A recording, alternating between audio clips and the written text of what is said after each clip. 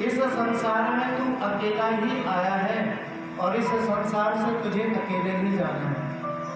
पति, पत्नी, पुत्र इस संसार में आकर के तुझे मिले हैं और उनका उपयोग, लाभ केवल इस संसार तक ही है।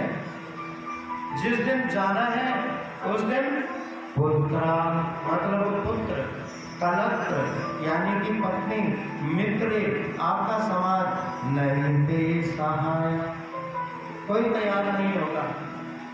सर्वं विलोकयसते, भगवान कहते हैं संसार की मेरी तृष्णा।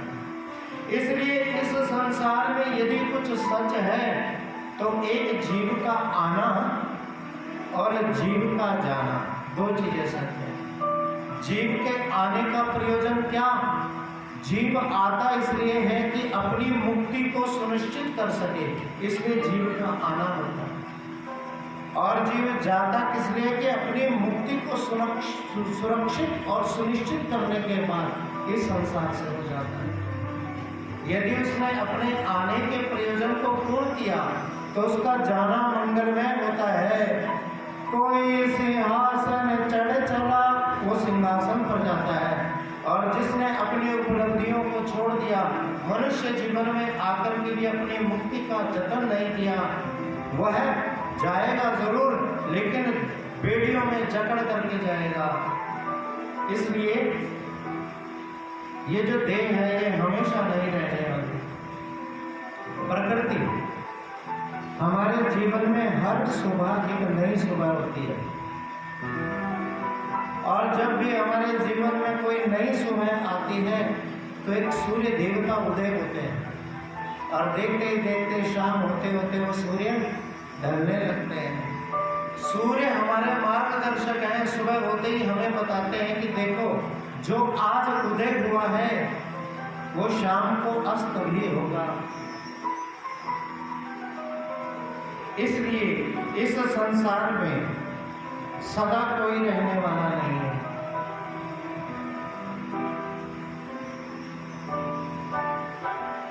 हर शहर आखिर मुक जाना,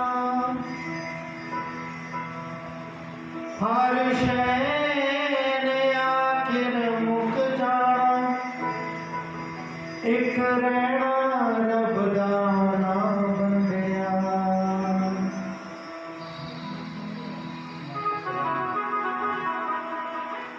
इस संसार में कुछ नहीं रहना है तो ईश्वर का लिया हुआ नाम। हर शैल आखिर मुक जाना, एक रहना रब दाना बंदिया।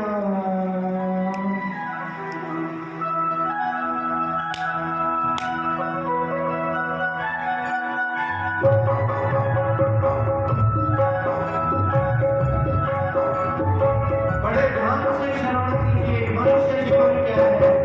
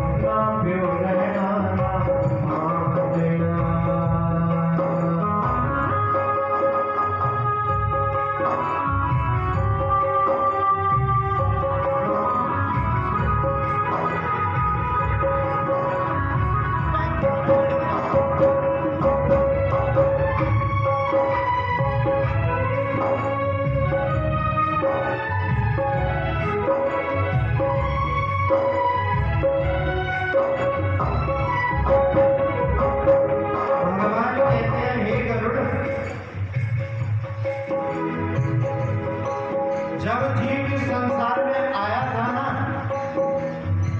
तो उसका वजन किया गया और उस जीव का वजन था 2.5 किलो।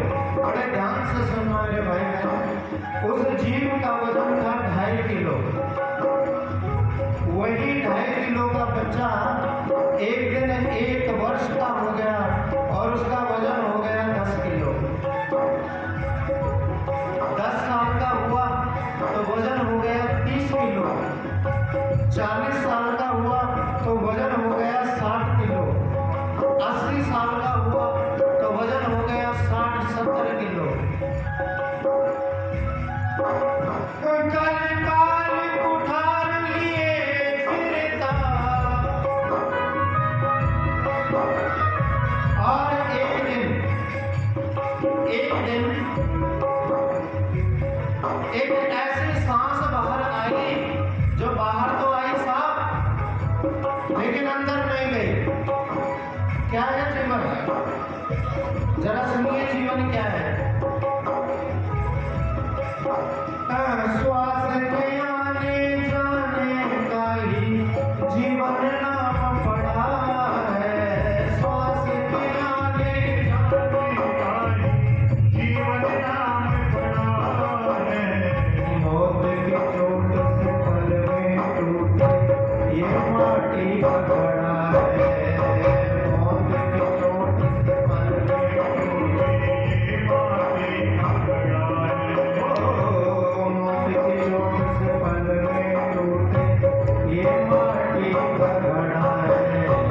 मौत की चोट से पल में टूटे ये माटी का घड़ा है। ध्यान से सुनना, जब तक श्वास बाहर आ रही है वापस जा रही है, हम कह सकते हैं कि जीवन है।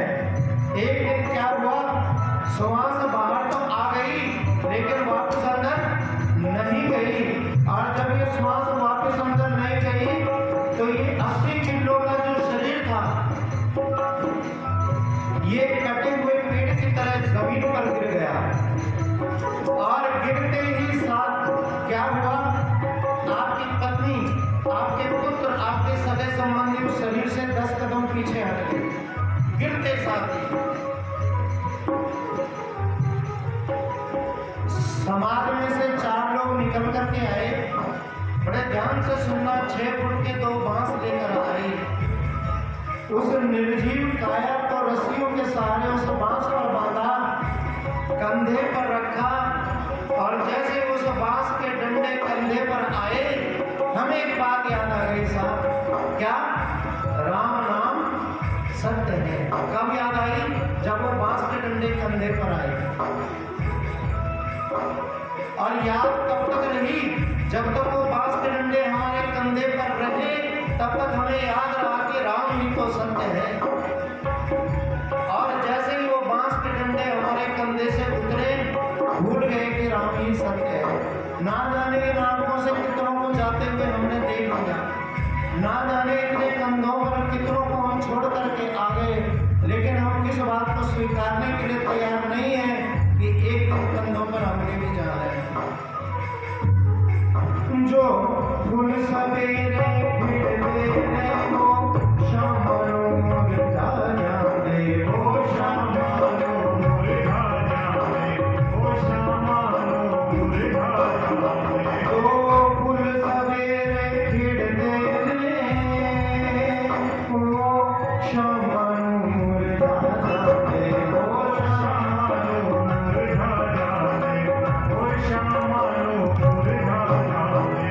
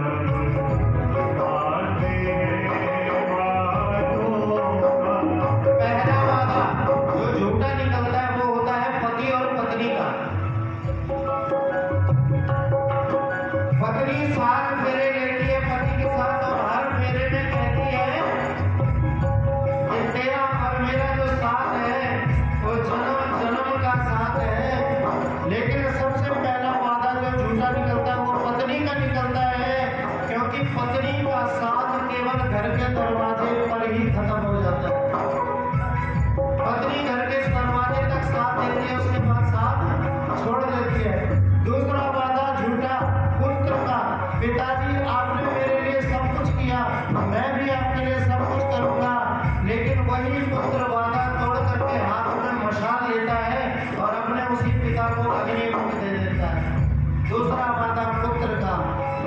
तीसरा वादा जो झूठा निकलता है समाज का। साथ तो सब चलते हैं, यहाँ जलाने वाले लाखों आए,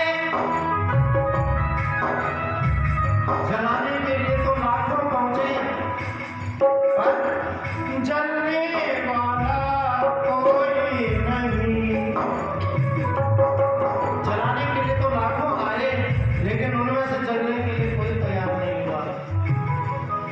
इसलिए भगवान कह रहे हैं गरुड़, जब मृत्यु का आगमन होगा, न तकिया न बिछोना होगा, बस मैं और मेरी तन्हाई, शमशान का एक कोना होगा।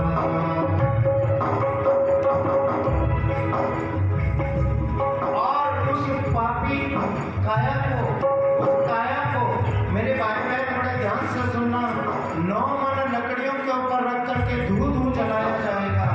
और जब काया जल जाएगी तो जलने के बाद जब अब आप उस राख को टटोलोगे ना, अब उस राख को टटोलना, उस राख में ना आपको माया मिलेगी, न उस व्यक्ति से जुड़ा हुआ मोह मिलेगा, न उस व्यक्ति को अहंकार मिलेगा, न उस व्यक्ति से जुड़ा हुआ प्रेम मिलेगा। मिलेगा तो क्या, कुछ अस्थियों के कण, कुछ अस्थियां जो सिमट करके एक लोटे के अंदर बंद हो जाएंगे, जो सिमट करके एक थैली के अंदर बंद हो जाएंगे सज्जनों। और अब समझने वाली बात कि जब उस थैली का आप वजन करेंगे तो उस थैली का वजन होगा 2.5 किलो। जो 2.5 किलो का वो जीव पैदा हुआ था, वही 2.5 किलो में पैक होकर के वो उस गंतव्य को जा रहा है। आज मिट्टी पैरा धरले, आज हम चलते हैं इस मिट्टी पर और इस मिट्टी को अपने पैरों के नीचे लौटते हैं, लेकिन एक दिन यही मिट्टी हमारे ऊपर डाल दी जाती है।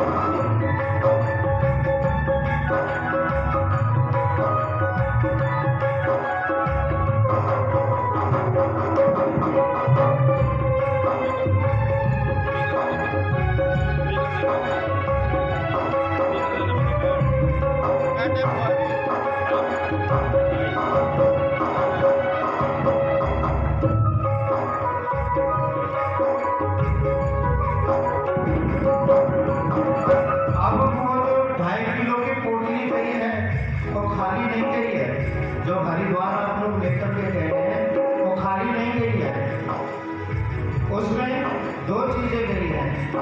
क्या? लिया गया नाम,